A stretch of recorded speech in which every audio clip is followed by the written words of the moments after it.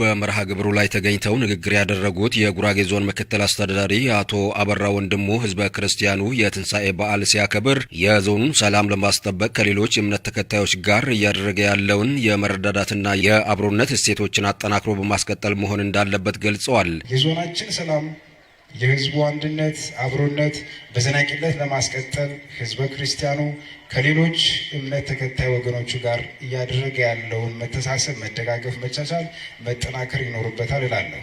የቆየ የመረዳዳት የመደጋገፍ ባህል በማዳበር ደጋፊና ጧሪ ከሌላቸው ከተቸገሩ ወገኖች ጋር በጋራ በዓሉን ማሳለፍ ይገባናል። በተለይም የትንሳኤ በዓል ጌታ ኢየሱስ ክርስቶስ በዚህ ምድር ላይ ሁሉን መከራና ስቃይ ቀምሶ አምላክ ሰው መሆኑንና በስጋው ተሰቅሎ ሞቶ ወደ መቃብር ወርዶ ያስተማረበት ዕለት እንደሆነም ተናግረዋል። በመሆኑም ህዝበ ክርስቲያን በአስተሳሰብና በተግባር አንድ በመሆን ከመለያየትና ከመጠላላት በመራቅ ከመቼውም ጊዜ በላይ በአብሮነት በመቆም ለአካባቢያዊ ሰላምና ልማት በጋራ መሳተፍ እንደሚገባውም አስረድተዋል። የተከበራችሁ የበዓሉ ታዳሚዎች የጋራ ሀገር ስላለን የጋራ ሀገራችን ላይ በጋራ የሆነ ህዝብ ሆነን በሰላም በየትኛውም ሃይማኖት ተከታይ ጋር በመቻቻል መኖር ገንዘብ ልናደርገው ይገባል። የወልቂጤ ከተማ አስተዳደር ከንቲባ አቶ ሙራድ ከድር በበኩላቸው ትንሳኤ ለህዝበ ክርስቲያኑ ታላቅ በዓል መሆኑን በመጠቆም ኢየሱስ ክርስቶስ ለሰው ልጆች ኃጢአት ብሎ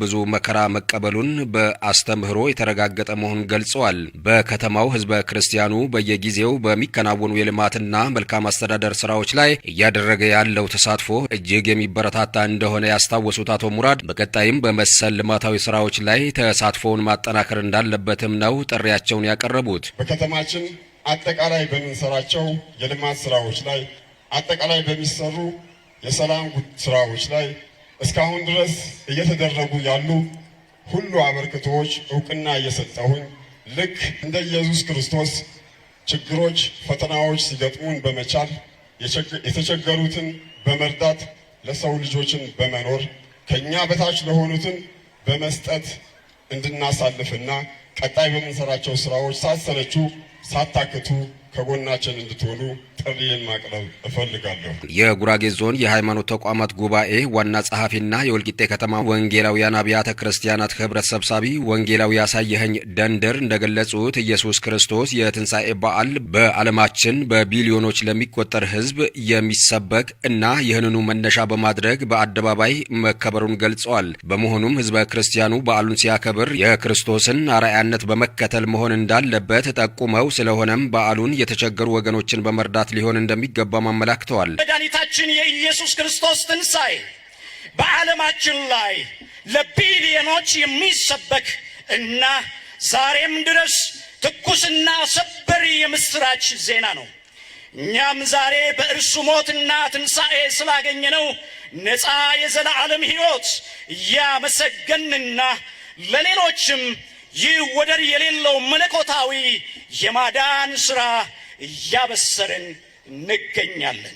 የወልቂጤ ከተማ ቃለ ሕይወት ቤተ ክርስቲያን መንፈሳዊ ዘርፍ ኃላፊና የወንጌላውያን አብያተ ክርስቲያናት ምክትል ሰብሳቢ ፓስተር አስፋው ኦጪሶ የትንሣኤ ቀን ለእኛ ለክርስቲያኖች ከጨለማ ወደ ብርሃን የተሸጋገርንበት ልዩ ቀን ነው ብለዋል። ትንሣኤውን ለማድበስበስ ገንዘብ የከፈሉ የከሰሩበት ቀን ነው። ሰይጣን ዲያብሎስ የከሰረበት ቀን ነው። ኢየሱስ ተነስቷል የሚል ሰው ያጨበጭባል። ለጌታ እልልታ። የበዓሉ ተሳታፊዎች በሰጡት አስተያየት ወንጌላዊ አብያተ ክርስቲያኑ ከሌሎች የእምነት ተከታዮች ጋር በፍቅር በአብሮነት አንድ ላይ በመሆን በአደባባይ የትንሣኤ በዓል በማክበራቸው ደስተኛ መሆናቸውን ተናግረዋል። በዓሉን የተቸገሩ ወገኖች በመርዳት እንደሚያሳልፉ ገልጸው የትንሣኤ በዓል ለማክበር አደባባይ ወጥተው በሰላም እንዲያከብሩ መንግስት ስላመቻቸላቸውም አመስግነዋል።